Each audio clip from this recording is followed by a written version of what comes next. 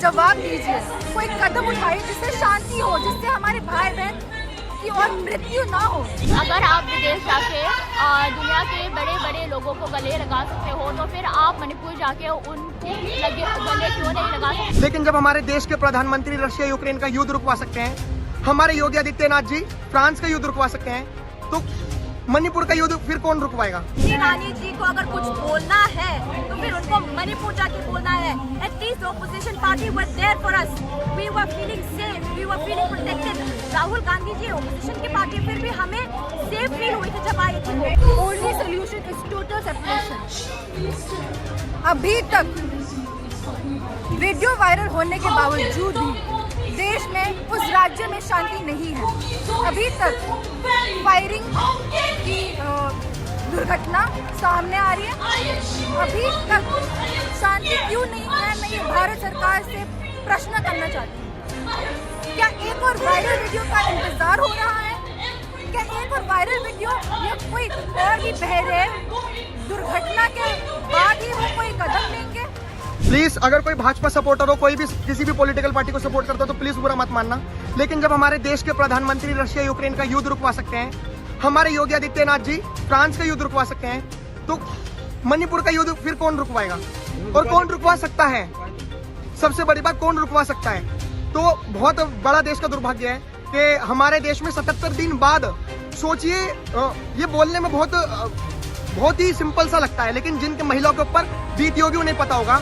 2 महिलाओं के साथ नग्न अवस्था में घुमाया गया, तो हमारे मुख्यमंत्री जी ने या फिर किसी भी सरकार, मतलब सरकार तो उन्हीं की है, सरकार ने या प्रशासन ने उनको कोई मुआवजा दिया? पहला क्वेश्चन मेरा ये। इतनी घिनौनी हिंसा हुई, वीडियो में सब दिख रहे हैं। अरे ठीक है, वीडियो वायरल तो अब हुई है ना, लेकिन 4 मई जब मणिपुर में ये हिंसा हुई तो मणिपुर में तो वीडियो वायरल हुई ना। तो मणिपुर में सरकार ने क्यों कुछ नहीं करा? एक देश में जो सबसे बड़ी कुर्सी पर बैठते हैं उनका ही सबसे बड़ा जिम्मेदार होता है कि भारत के कोने में उनके जो सिटीजन्स हैं उनका क्या हाल है, उनका वो स्टेट कौन से कंडीशन में है, उनका ही सबसे बड़ा जिम्मेदारी होता है। तो फिर अगर उन्होंने खुद ने बोला था कि अगर एक राज्य को कोई संभल नहीं सकता तो फिर उस राज्य के ऊपर बैठने का उनका कोई लायक नहीं है। तो फिर मोदी जी, मैं कहना चाहूँगी आपसे भी कि अगर आप विदेश जाके दुनिया के बड़े बड़े लोगों को गले लगा सकते हो तो फिर आप मणिपुर जाके उनको गले क्यों नहीं लगा सकते हो, उनसे हाथ क्यों नहीं मिल सकते, जिनको जो इस एथनिक वायलेंस से बहुत अफेक्टेड हैं, जिनके परिवार मरे हुए हैं, जिनके पास खाने पीने के लिए अभी कुछ नहीं बचा है। मणिपुर की हालत अभी बहुत खराब है, स्थिति बहुत बदतर हो चुकी है क्योंकि सरकार ने टाइम पे अपना काम नहीं किया। सरकार को बस पावर चाहिए, रिस्पॉन्सिबिलिटी नहीं चाहिए। देखिए, अभी तक अगर उन्होंने अपना रिस्पॉन्सिबिलिटी निभाया होता, अपना काम कर लिया होता तो 1-2 दिन में स्थिति ठीक हो जाता, इतना बदतर नहीं पहुंच जाता। तो अभी तक स्थिति बहुत खराब है। अभी भी हम रेफ्यूजी लाइफ जी रहे हैं। वी आर फीलिंग सैड, ये बहुत बुरा, एज एन इंडियन हमें फील नहीं होना चाहिए ऐसा कि हम नेग्लेक्ट हैं, लेकिन उन्होंने हमें कोई ध्यान ही नहीं दिया। ये सब नहीं होता अगर भारत सरकार समय पर इंटरवीन कर रही है। मैं बस एक ही चीज़ कहना चाहती हूँ हमारे प्रमुख प्रधानमंत्री मोदी जी को कि हम भी भारतवासी हैं, हमारे अंदर भी भारत का खून है, तो हमारे साथ ये अंतर क्यों, हमारे साथ ये भेदभाव ना करके हमारी चीखों का जवाब दीजिए, कोई कदम उठाइए जिससे शांति हो, जिससे हमारे भाई बहन की और मृत्यु ना हो, ताकि हम भी अपने हक के लिए लड़ सके, जिंदा रहे। जितना गुजरात उनके लिए मायने रखना होता है उतना मणिपुर भी मायने रखना चाहिए, क्योंकि हम भारतवासी हैं, हम इलीगल इमिग्रेंट्स नहीं है। आधार कार्ड है हमारे पास, आधार कार्ड से दिखता है कि हम भी भारतवासी हैं और हमारा भी हक है, इस मिट्टी पर हमारा भी हक है। आज जब बीरेन्द्र सिंह जी हमारा जो सीएम है मणिपुर का, जब वो भी पर्सनल नफरत की वजह से कम्युनल लाइन से हमारे ऊपर ऐसा कुछ जो घटना घटा है, हमारे ऊपर ये हमला हो रहा है, उनका ही सपोर्ट की वजह से है। जब वो कर रहे हैं तो फिर सेंट्रल भी चुप क्यों है या भारत का सरकार चुप क्यों है? इसे रोकने के लिए कुछ क्यों नहीं करें? अगर प्रधानमंत्री उनके ऊपर उन गुनहगारों के ऊपर जो सजा देना चाहिए उनको अगर वो दे दे तो फिर पता नहीं, शायद एक नया उम्मीद भी आ सकता। पर जो वीरेंद्र सिंह है, हम तो उन्हें कभी भी माफ़ नहीं करेंगे, क्योंकि उन्होंने एक सीएम का जिम्मेदारी होता है उनके जो स्टेट में, चाहे किसी भी कम्युनिटी किसी भी भाषा बोले, उनका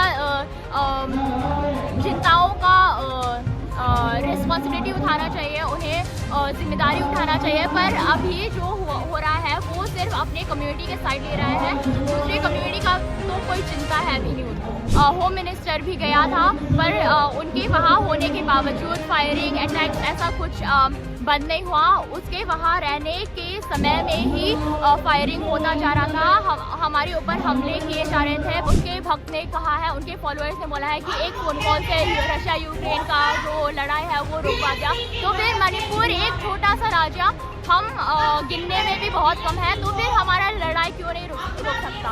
अगर वो चाहते हैं तो फिर वो बिना आके भी एक फ़ोन कॉल से रुकवा सकते थे, पर उन्होंने ऐसा नहीं किया। इसका मतलब हो सकता है कि वो वीरेंद्र को अपना आवाज़ ना उठाने से सपोर्ट कर रहा है। मैंने जब भी स्टोरी देखी, पहले बात तो मैं सोच रहा था कि यार अगर इन दो लड़कियों को नग्न अवस्था में घुमाया गया तो उन 800,000 के जो लोग कह रहे हैं आजकल के मर्द, 800,000 के मर्दों ने दो लड़कियों को घुमाया। पहली बात तो उनमें कोई मर्द था नहीं, लेकिन फिर भी मैं ये सोच रहा था कि उन 800,000 की भीड़ में बीजेपी की क्या गलती।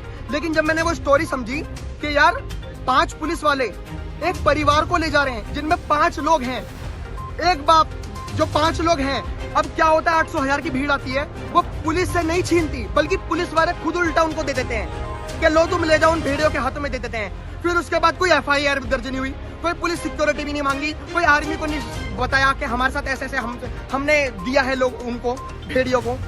फिर क्या होता है कि 56 साल का बाप को मार दिया जाता है। एक भाई के सामने जब कोई किसी लड़की का रेप होता है तो शायद वो दर्द वो ही जानता है, लेकिन उसको भी मार दिया जाता है। बची 3 लड़कियां, एक लड़की के साथ तो बलात्कार होता है और 2 महिला, मैं तो ये भी नहीं कह रहा कि लड़की है वो, 42 साल की महिला, 52 साल की महिलाओं को नग्न अवस्था में घुमाया जाता है। अब बात यह है कि अगर वो वीडियो बनी, मणिपुर में लीक हुई, तो हमारी सरकार को क्या पता नहीं लगा? और अगर हमारी सरकार को पता लगा तो हमारी सरकार ने क्यों कुछ नहीं करा? और अगर हमारी सरकार ने अगर कुछ भी नहीं करा तो उसके FIR दर्ज क्यों नहीं करवाई? और अगर FIR दर्ज करी तो FIR दर्ज उसी टाइम क्यों नहीं करवाई? देखो दुर्भाग्य की बात क्या है कि एक भी आरोपी नहीं पकड़ा जाता। हमारे वीरेंद्र सिंह के कानों में जूं नहीं गूंजी थी कि कुछ एक्शन लेना भी है, नहीं लेना, तो शायद मेरे हिसाब से इसलिए वायरल करी थी कि वायरल करेंगे, प्रधानमंत्री जी बोलेंगे और तब जाके हमारे देश के अपराधी पकड़े जाएंगे। तो दुर्भाग्य की बात है, आज सभी हैं, लेकिन दिक्कत यह है कि एक्शन क्या लिया गया? हर तरफ रिएक्शन ही तो हो रहे हैं, एक्शन तो कुछ लिया ही नहीं गया। ऐसा छोटा मोटा स्टेटमेंट रिलीज किया गया है, छोटे मोटे रिस्पॉन्सेस आए हैं।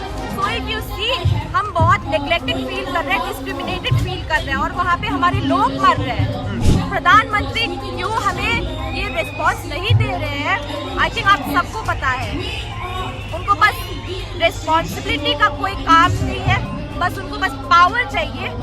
अगर आप सच में हमको भारतवासी समझते हो, अगर आप हमको इंडियन समझते हो, तो कब का आप लोग स्टेप ले चुके होते और ये हिंसा भी कब का खत्म हो जाता। मणिपुर सबसे पहले जब भी वो शुरू हुआ था उनको जाना चाहिए था, लेकिन उनको तो विदेश का समस्या सॉल्व करना है ना, उनको हमारे भारत का समस्या का कोई ध्यान ही नहीं है। पता नहीं क्यों ऐसा कर रहे प्रधानमंत्री जी। स्मृति ईरानी जी को अगर कुछ बोलना है तो फिर उनको मणिपुर जाके बोलना है। At least opposition party were there for us, we were feeling safe, we were feeling protected. Rahul Gandhi ji opposition की पार्टी, फिर भी हमें सेफ फील हुई थी जब आई थी वो, लेकिन स्मृति ईरानी को क्या घर में बैठ के स्टेटमेंट देना है? ऐसा कौन काम करता है? ऐसा राजनीति है ये? गुस्सा तो अभी इन पॉलिटिशियन से बहुत सारे गुस्से है। हम बोल भी नहीं सकते कि हम कितने दर्द में हैं, क्योंकि जब हमें बहुत ज़रूरत है उनकी मदद की, वो लोग खुद अपने सीट पे बैठ के आराम से ट्विटर चला रहे हैं, अपने बात कर रहे हैं, लेकिन कोई एक्चुअली काम ही नहीं करता। बहुत गुस्सा भी है हमें उनके ऊपर। हमारे भारत के प्रधानमंत्री होते तो हमारी स्थिति इतना बदतर नहीं हो जाता। हमारा ये कब तक खत्म हो जाता ये हिंसा। और जो अभी तक हम मांग कर रहे हैं, जो सेपरेट एडमिनिस्ट्रेशन के लिए कर रहे हैं, वो कब का हमें मिल जाता। वो काम कर रहे होते, लेकिन अभी तक कोई काम नहीं है। अभी तक लोग मरेंगे अगर वो लोग जल्दी एक्शन नहीं लेंगे तो। इलेक्शन में ऑब्वियसली देखो, तभी जब इलेक्शन का वो नाम इलेक्शन डेज आ रहे हैं, तभी वो थोड़े बात करने लग रहे हैं, वरना अभी तक तो पता है, हमें नहीं पता वो क्या कर रहे हैं। चाहे कितनी भी देरी हो जाए, बेटर लेट देन नेवर। इसलिए मैं ये विनती करती हूँ, पूरे तहे मन से विनती करती हूँ कि प्रधानमंत्री, भारत सरकार, हमारी जनसंख्या, हमारी भारत एकजुट होकर इस अन्याय के खिलाफ एक कदम उठाए, जल्द से जल्द। हम कब से जीते हैं, हम कब से चिल्ला रहे हैं, और ये कल की बात नहीं है, ये मई की बात है।